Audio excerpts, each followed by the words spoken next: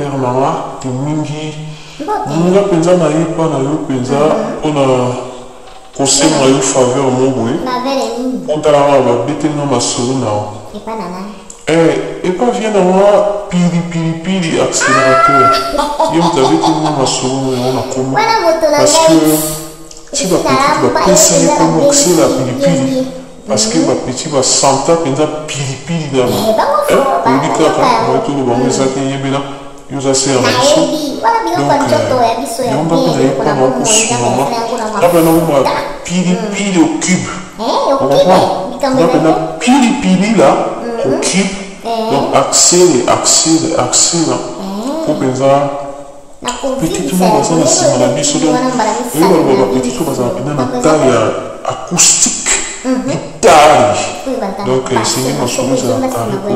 makambo etambola bien mponza mpenza komona nde bolingo badefaka kao masolo esili omoni nalingi mpenza donc petite a sentir donc ba5 ekosala bien mwa ba4 ba6 mpe soki kozala nango mare otikaka baccélera wana ba15 démarrage accélérateur moko lelo 3e vitesse 4e 5e otongoki po okebi te donc otoleka donc sur tout ça 250 km par heure donc sur 300 ça nanga la vie mais masolo evanga kusu te mobulu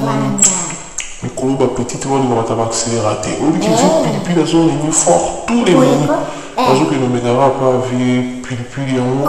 nga pena na ye donc pilipili au cube soki osungama esala bien kasi ngai esengeli nameka na yo nameki na yo nasali yo teste nakosunga yo esengeli omeka na ngai omeki nano